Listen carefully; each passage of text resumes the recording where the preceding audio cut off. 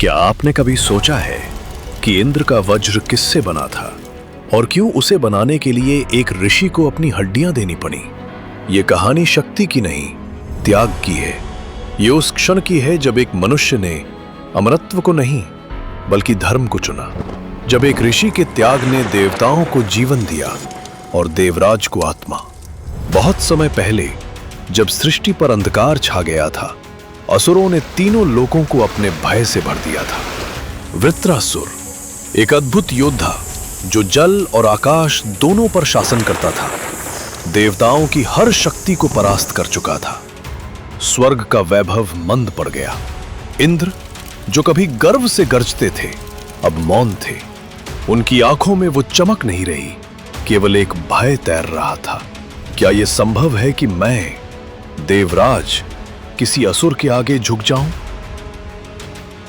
देवता एकत्र हुए और विष्णु के शरण में पहुंचे। विष्णु का स्वर शांत था, पर उसमें सृष्टि का भार था।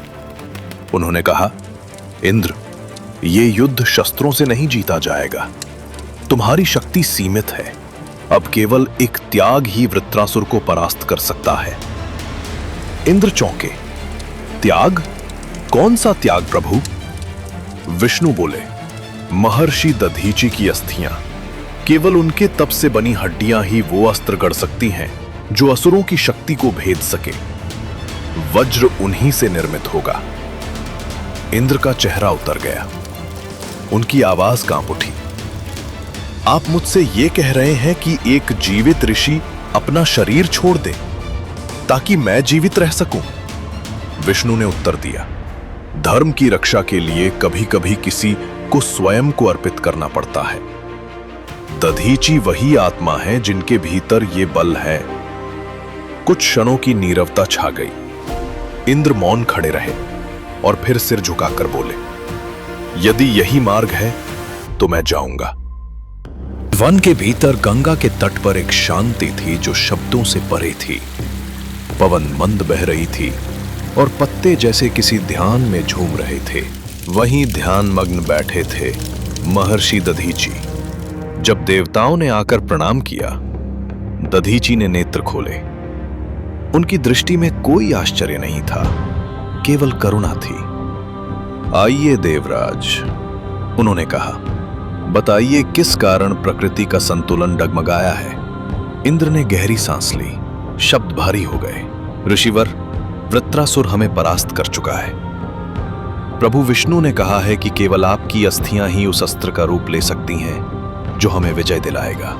एक क्षण के लिए निश्शब्दता फैल गई। गंगा की लहरें भी जैसे थम गईं। दधीचि ने धीमे स्वर में कहा, अच्छा, तो अब मेरा शरीर धर्म के कार्य में लगेगा।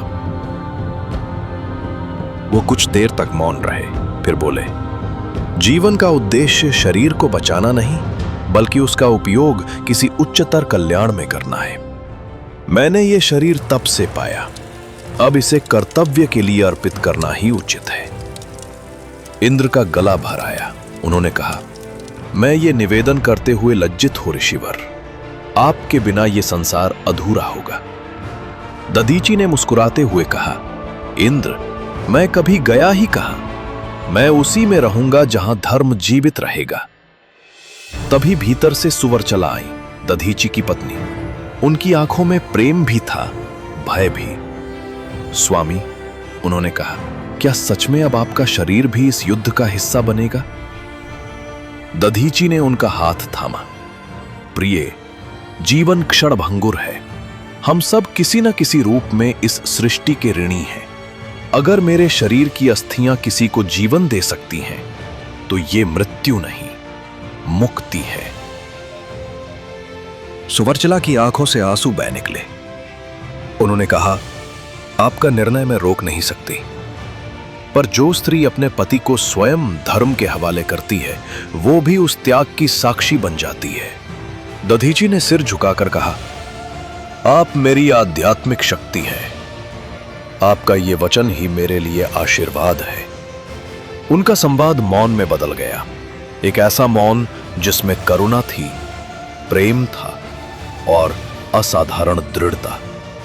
सुवर्चला ने गंगा जल लाकर उनके चरणों पर चढ़ाया और कहा, आपका नाम अमर रहेगा स्वामी, और जब वज्र गूंजेगा उसमें मेरी भी प्रार्थना होगी। दधीची ने स्नान किया, ध्यान लगाया। आसमान लाल हो रहा था, जैसे सूर्य भी उनके साथ समाधि में जा रहा हो। उन्होंने आखिरी बार गंगा की ओर देखा और कहा, हे मां, इस शरीर को अब धर्म के लिए लौटा दे। फिर उन्होंने प्रणव मंत्र का जाप किया। उनकी देह धीरे धीरे स्थिर हुई और प्राण शांति से ब्रह्म में विलीन हो गए। देवता नतमस्तक हो गए, वायु रुक गई, जल ठहर गया। विष्णु स्वयं प्रकट हुए और ब्रह्मा ने उन अस्थियों को एकत्र किया।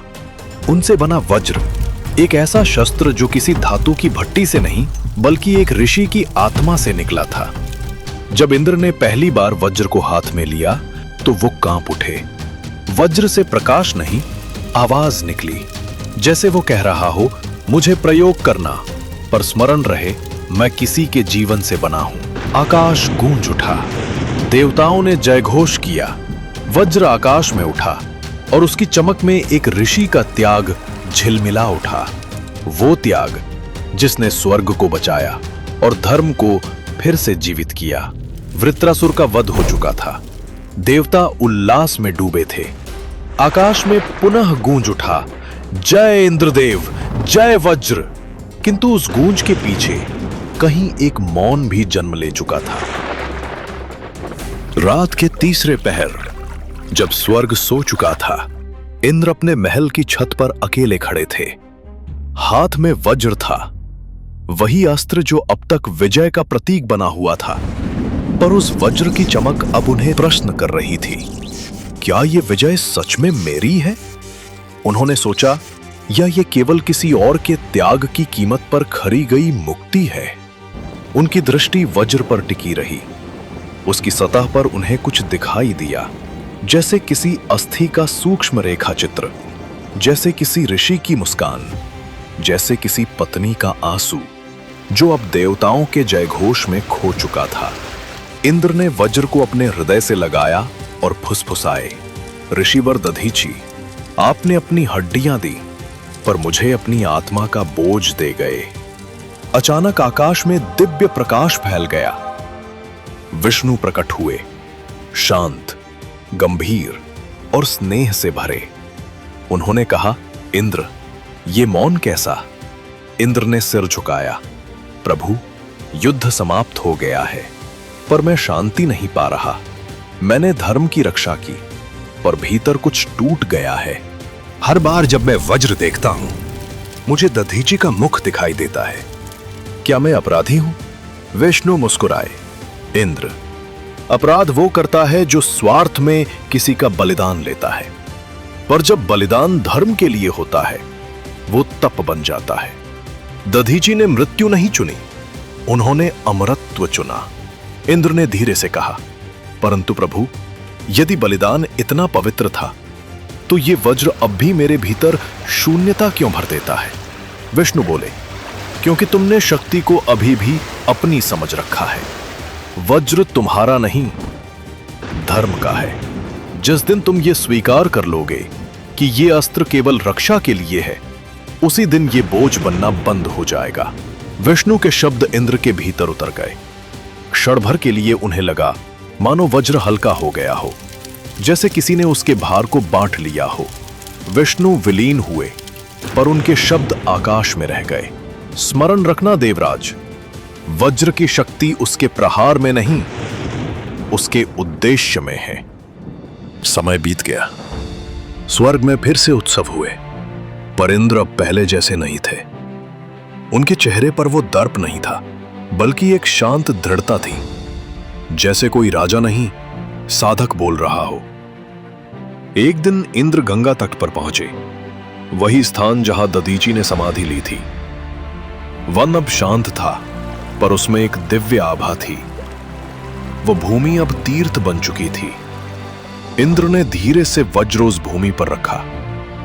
ऋषिवर, उन्होंने कहा, यह अस्त्र मेरा नहीं, यह आपके तप की प्रतिध्वनि है। मैं इसे आपके चरणों में समर्पित करता हूं, क्योंकि आज मैंने समझा, शक्ति का अर्थ किसी को हराना नहीं, स्वयं को जीतना है।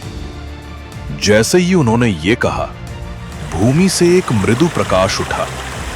वज्र क्षण भर के लिए प्रज्वलित हुआ, फिर उसकी चमक शांत होकर सोने सी मृदु हो गई। अब वो अस्त्र नहीं, आशीर्वाद बन चुका था। इंद्र ने पहली बार भीतर सच्ची शांति महसूस की। वज्र का भार अब उनके हृदय पर नहीं, बल्कि उनकी आत्मा में एक प्रकाश की तरह था। वो जानते थे, दधीची कहीं नहीं गए। वो हर उस वर्षा की बूंद में है जो धरती को जीवन देती है, हर उस बिजली की रेखा में है जो सृष्टि को स्मरण कराती है कि त्याग ही सृजन का बीज है। उस दिन से इंद्र का वज्र केवल दंड का प्रतीक नहीं रहा, वो बन गया संरक्षण का प्रतीक। जब भी बादल गरजते, बिजली चमकती, इंद्र प्रार्थना करते, हे वज्र, अब विनाश नहीं, जीवन दे। अब तू भय नहीं, आशीर्वाद बन।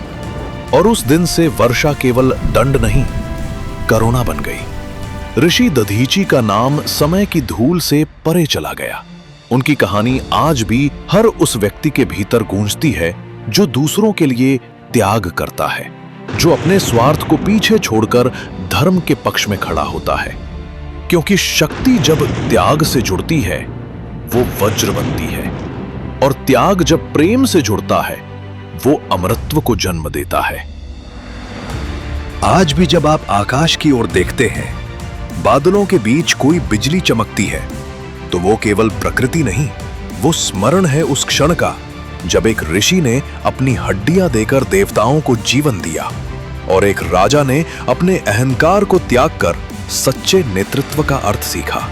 तो जब भी जीवन में कोई निर्णय कठिन लगे, जब त्याग और भय के बीच रास्ता धुंधला लगे, तो दधीची को याद कीजिए और कहिए, ये शरीर क्षणिक है, पर यदि इससे किसी का कल्याण हो सके तो यही मेरा धर्म है। क्योंकि वज्र की असली चमक बिजली में नहीं, त्याग में है। और जो ये समझ लेता है, वो स्वयं देवत्व के एक कदम और निकट पहुंच जाता है। दोस्तों, अगर ये कथा आपके मन को छू गई हो तो इसे दूसरों तक अवश्य पहुंचाइए, क्योंकि ये केवल एक पुराण कथा नहीं, ये हर युग का सत्य है कि सबसे प्रबल शस्त्र धातु से नहीं, त्याग से गढ़ा जाता है।